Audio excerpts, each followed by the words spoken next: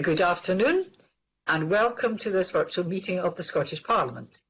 The first item of business is a statement by Ivan McKee on the contribution of place-based economic development zones. The Minister will take questions at the end of his statement, so there should be no interventions or interruptions. I call on Ivan McKee. Minister, please. Thank you, Presiding Officer. And today I have published findings from a survey conducted at the end of 2020 on Scotland's economic performance, the contribution of place-based economic development zones. And I welcome the opportunity to set out some of those findings and the next steps to Parliament this afternoon. The survey sought the views of businesses, local authorities and other partners on how we might develop future plans to nurture Scotland's regional and local economies. And I would like to thank everyone who responded to the survey. The survey was conducted for two principal reasons. Firstly, in mapping out the future of the current network of 16 enterprise areas across Scotland beyond March 2022, we wanted to obtain views on the efficacy of the enterprise area model and how they and other place-based economic development initiatives could be improved, and how they can support delivery of our Fair Work First and Net Zero agendas. We also wanted to obtain views on the merits or otherwise of UK Government plans for free ports and how they might work in the Scottish context. This Government is clear that all of our efforts to develop Scotland's future economy must enable an inclusive and sustainable recovery from the impact of the COVID-19 pandemic, well-being and fair work at its heart. The hallmarks of that recovery will include the creation of new jobs, good jobs and green jobs, which we adopted as a national mission in our programme for government. Scotland now finds itself, for now, outside of the EU and denied all of the benefits of being within the single market and customs union. The UK Government has cited the creation of free ports as something made possible by Brexit. That is a new ability following our collective and forced departure from the EU. Their narrative ignores the inconvenient fact that free ports have operated in the UK while in the EU and still exist across the EU. In that sense, they've been oversold as a Brexit dividend. With that as our backdrop, the Scottish Government will leave no stone unturned in seeking to create a technologically enabled, net zero, inclusive wellbeing economy that delivers for every place and community in Scotland. The very helpful returns to our survey have helped to frame our thinking and will be used to inform the Scottish Government's policy position. The approach I am setting out today is one informed by a range of opinion and knowledge from Scottish stakeholders. Respondents were supportive in general of the development of a tailored Scottish approach to the Freeport model, tied to the Scottish Government policy priorities around inclusive growth, fair work and the just transition. Some comments gathered highlighted Scotland's natural advantages around renewable energy and net zero transition activity and reinforced the need to create high-value jobs. Some respondents also reflected on the impact of COVID-19, both in terms of the impact on current activity and timescales for progress in this area, but also on the importance of new interventions to help with economic recovery. We're already taking a range of initiatives to grow regional and local economies. We provide incentives and assistance to encourage cluster building through the enterprise area network. The importance of building on the strengths of places was reinforced in our inward investment plan, Shaping Scotland's Economy, which identified opportunities for cluster building based on the strengths in high technology, high productivity and high wage sectors. And every part of Scotland has a commitment to new investment through the City, Region and Growth Deal programme. Many deals are in delivery, with communities beginning to benefit from over £1.9 billion of Scottish Government investment commitment. We have worked with the UK Government and our regional partners to assemble a £5 billion programme over the next 10 to 15 years. Building on this partnership working, we have considered whether the UK Government Freeport proposition can fit with our model of economic development by helping to drive inclusive and sustainable growth in Scotland. The reputation of Freeports across the world is mixed, with concerns about deregulation and risks of criminality, tax evasion and reductions in workers' rights raised. That, Presiding Officer, is not a model nor an approach that this Scottish Government will sign up to or allow here in Scotland. We have considered these risks and the views shared through our survey very carefully, and I confirm that the Scottish Government, having looked at the available evidence, has developed a proposal which adapts published UK Government proposition to make them fit for the Scottish context. We will take the UK Government's Freeport model and apply Scotland's values and priorities to it. so that it meets our ambition to deliver a net zero economy and uphold the highest standards of environmental protections and fair work practices. Presiding Officer, I can announce today that Scotland will turn free ports into sustainable, fair green ports. We won't be engaging with any economic model and mechanism that allows for a race to the bottom. Instead, the Scottish Green Port model will be an exemplar, adopting best practice which helps deliver our net zero and fair work principles, alongside supporting regeneration and innovation ambitions. Being designated a green port or operating within such a zone will come with benefits and incentives. It is therefore right that it comes with responsibilities too. Responsibilities to uphold high standards, put into practice our fair work principles and work towards a just transition to net zero. We're also conscious of the need to avoid economic displacement both within and from Scotland. Scotland's model will seek to anchor our newly designated economic development and trading zones. They will be designed to support the development of innovative industries committed to developing new green technologies, fair work opportunities, and to embed themselves into the local communities in which they are based. Presiding Officer, I'm confident that we can take key elements of the UK model and align those with our Scottish values to make a sustainable, fair green ports work. The Scottish Green Port model include the following key features: the application of clear conditions which ensure that these zones contribute to sustainable and inclusive growth. These conditions will centre on specific commitments being made by applicants and subsequent obligations placed on successful applicants linked to a dual commitment supporting decarbonisation and fair work. These conditions will include payment of the real living wage and the adoption of the Scottish Business Pledge by the operator of the zone and all new businesses operating within the zone boundary benefiting from any governmental assistance through devolved or reserved tax incentives. Applicants or applicant partnerships and new beneficiary businesses setting up in the zone would also be expected to demonstrate how they are contributing to Scotland's just transition to net zero emissions and a low carbon economy. For example, meeting certain standards related to reductions in greenhouse gas emissions and waste. Under this model, applicants would be required to set up a robust and ambitious transition plan to show how they will contribute to making a just transition towards a net zero economy. As with the UK Government's model, the incentives and support on offer to Scottish green ports would be a mixture of reserved and devolved tax benefits and other support. Devolved tax benefits, potentially including non-domestic rates and land and building transaction tax reliefs, will be designed specifically for the Scottish Green Port model, taking into account the complementary reliefs on offer from the UK Government. From my discussions with UK Government ministers, I'm confident we can realise our approach for a sustainable, fair green ports proposition, and we can create something inspirational, setting the standard and accelerating decarbonisation, promoting job creation and fair work, and sending out a signal about Scotland's commitment to being a dynamic, open and principled trading nation with fair work and the planet's future at the top of our priority list. Equally, I'm clear that we will not allow any free port to be created in Scotland that enables or allows potential tax evasion. This is a specific issue I've raised with the Chief Secretary to the Treasury. It will be essential that the UK Government plays its part by including firm legislation and measures to ensure good tax behaviours. More widely, our governments will want to work together on compliance, governance and management of performance related to the operation of Scottish green ports and businesses conducted within their boundaries. I'm happy to keep Parliament updated as this work develops. Having published our responses to the recent survey, our next step is to publish an application prospectus for green ports in Scotland for potential bidders. I aim to make this available for interested parties this quarter, so that we are in a position to establish these zones to dovetail with UK Government plans. Presiding Officer, place-based economic development has significant potential to grow our economy sustainably in communities all across Scotland, not least through our cluster building approach to key sectors. Work in that regard is underway and being marshalled in particular through regional economic partnerships and Scotland's inward investment plan. And our Green Port proposal also plays a role here.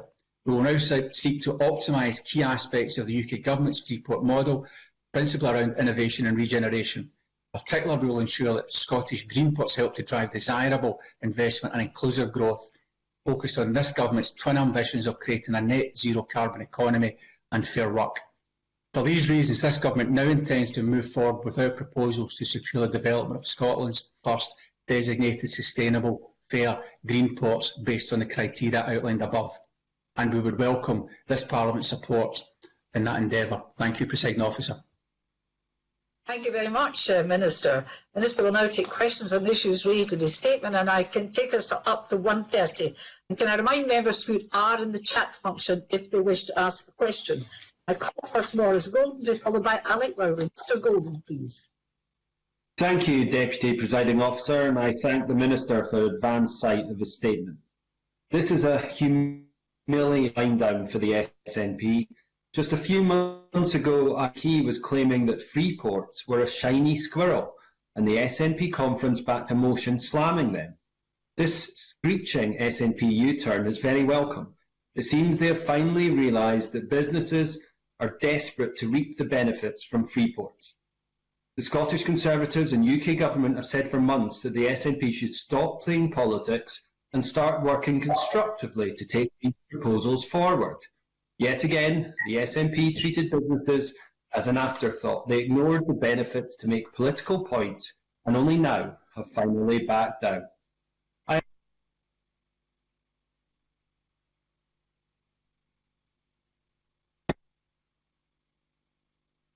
Hopefully this will help the SNP government improve its poor climate change record. The recycling rate is lower now than in 2016. Transport emissions barely, and a promising jobs have never realised. So, Mr. Golden. Can the Minister confirm if free ports will contain specific targets to reduce waste and greenhouse gas emissions? Mr. Golden, I'm sorry, my microphone was muted when, I think if I can say to the engineer, it shouldn't have been, because unfortunately the delivery of your question was a bit intermittent. I don't know how much the Minister managed to catch of it. Could you, Minister, did you manage to catch much of that? I caught enough, Presiding Officer. Oh, well, okay then, thank you. Frankly, I'm very surprised that Maurice Golden hasn't taken the time to actually read what we've been saying about free ports or green ports over the past several months. If he had done that, he would have understood very, very well the Scottish Government's position, which is that there is potential for economic development through the adoption of a model designed to support and align with the Scottish Government's economic priorities, as I've clearly set out here. But we're also very, very clear, and I made that clear in my statement, and nothing has changed in that regard, that we understand that the UK Government is positioning this, or trying to position this as some kind of antidote to Brexit, which, as indicated in my statement, had he been listening, is utter nonsense, because the UK had free ports while it was in the EU, and 80 free ports still exist across the EU. So that is the fact. The UK Government is using this in some extent as a mechanism to take attention away from the disaster of their Brexit policy that he supports. But we also look at them through a practical measure. We've taken the time to go out to engage with businesses, conduct a survey on this, an extensive engagement I and officials have had on this over a period of time to understand the practicalities of what in that model could be taken and made to work in Scotland and what parts of it won't work. And that's what this statement does. It clearly identifies which parts of that model can work, what we need to do to adapt the model to Scotland's economic priorities, and very much to focus this on our Fair Work agenda, something that doesn't appear in the UK Government's model, to focus it on a net zero transition, something that doesn't appear in the UK Government's model. We've gone further beyond that, very far in those two aspects, to make it very, very clear that these green ports will be exemplars of fair work practice and their transition to net zero, so central to our economic development. And I make no apology for using these ports as a mechanism to support our very clear cluster building focus. And again, if he'd read our inward investment plan, he would have understood exactly where this is coming from and how it's centred in our economic development policies. To answer this question, yes, there will be measures within and requirements within this model when the bid prospectus comes out to require businesses to comply and operators to comply to reduction in waste and to comply to the reduction of greenhouse gases. Again, something that doesn't appear in the UK Government's free-port model. Right, thank you. And I appreciate there was a lot said there, Minister. I could have a shorter answers. A lot of people wanted to ask questions. Alec Rowley will be followed by Kenneth Gibson, please. Thank you, Presiding Officer, and I would thank Ivan McKee for an advance copy of his statement. Can I say that Labour will work with the government and support the endeavours as set out in this statement? We do recognise that there are major dangers that could arise with free ports, and you could end up with regions competing against regions in a race to the bottom. That has happened in some countries, so it is important that the Parliament comes together and puts the interests of Scotland first, and that's why we will work with the government. But can I ask the Minister, does he firstly understand why trade unions and workers are fairly sceptical when we start talking about green jobs and green ports, and they see much of that as rhetoric, because we're not seeing the rhetoric materialise into high quality jobs as he sets out there? So we do need to see some progress in that, and does he understand why people are concerned? And does he also understand the important role of local economic development and the role of local authorities? And does he understand that local economic development services have been cut to the bone, and therefore their capacity to drive local regional economic development needs to be supported more? And finally, is he willing to look at supporting councils establish regional skills academies across Scotland, so that we can ensure that it is our people in Scotland that have the skills to be able to get the jobs? Thank you. Minister, and can I just say right now, I want shorter questions after this because we're running out of a lot of time. Minister.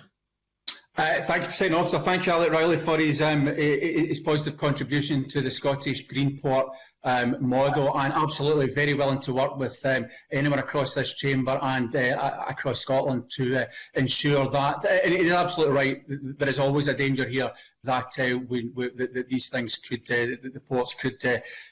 There are issues to be addressed that we need to make very clear how we will position this so that they do what we want them to do, and they are exemplars for fair work and our transition to net zero. The bid prospectus that we're working on just now will make that very clear, and there will be requirements in that for businesses and operators to sign up with obligations to meet those standards. And as I said, I'm very happy to work with other members to make sure that that happens. And I understand the concerns of unions and workers, what they may have seen in free ports and other jurisdictions, and we're very aware of that and very keen to make sure, determined to make sure that that is not the case in Scotland, and very comfortable to have conversations to make sure that we work together to make sure that that happens. Kenneth Gibson, followed by Murdo Fraser, please. Thank you, Presiding Officer. I welcome the Minister's statement. Can I confirm whether Hunterston will be considered as a potential green port, given the First Minister's commitment to develop green energy and the circular economy at Hunterston, and how will Scottish Ministers ensure protection of the marine environment at our green ports? Minister. Thank you. Hunterston, along with any other part of Scotland, can submit an application when we open the bid prospectus within the next 2 months, and I look forward to seeing the proposal that may come forward from Hunterston, along with I'm sure many others from across Scotland, and the green focus that Kenny Gibson has mentioned there would, I'm sure, chime with the requirements that we will set out in our bid document later this quarter, and I can reassure him that any aspects around about marine protection, there will be no reduction at all of any standards there. The existing standards will apply to make sure that the operation of green ports in Scotland do not adversely impact the protection of the marine environment in its totality. Murdo Fraser, followed by John Mason. Thank you, Deputy Presiding Officer, and can I welcome this change in approach by the Scottish Government. The analysis of survey responses published today shows that non-domestic rates relief was the most beneficial of all historic interventions. Now, given that non-domestic rates are a wholly devolved tax, can the Minister outline how he intends that rates relief will be offered to support the development of new free ports and attract businesses to them? Thank you. Minister.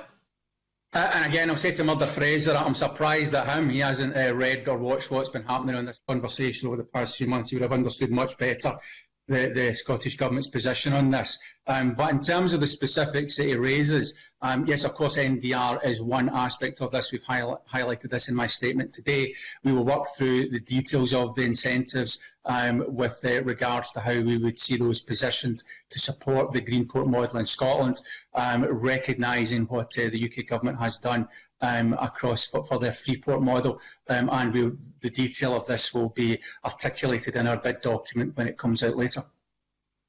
Thank you, John Mason, followed by Rhoda Grant. Thank you. The Minister said there would be tax incentives potentially both reserved and devolved. Does that mean that the Scottish budget will be reduced and, for example, we'll have to reduce the NHS budget to match the tax incentives? Well, no, we won't, because the whole point of economic of any incentives, economic incentives, be the tax incentives or otherwise to businesses that we put through our economic development agencies or through other mechanisms to support business, is that businesses as a consequence grow and the tax take increases as a consequence of that. And that's the same model that applies to our enterprise areas or applies to any intervention we take to support inward investment or any intervention we take to support supply chains within Scotland. So the member can rest assured that the whole purpose of this activity, as with our other economic development activities, is to increase the tax take by targeting it very specifically where it makes the most difference in making sure that as a consequence we've got more, not less money to spend on public services in Scotland. Rhoda Grant, followed by Mark Ruskell. Officer, the Cabinet Secretary may be aware of a bid from Cromarty and Murray Firth ports, which include 12 different stakeholders. They promise high-wage, high-quality jobs, creating a renewable energy hub that would benefit all of Scotland. These will be new jobs, good jobs and green jobs. So will the Scottish Government favour such bids that would deliver high-value jobs and growth to Scotland, as well as tackle climate change over locations which primarily import goods and are typically dependent on low-wage economies? Minister.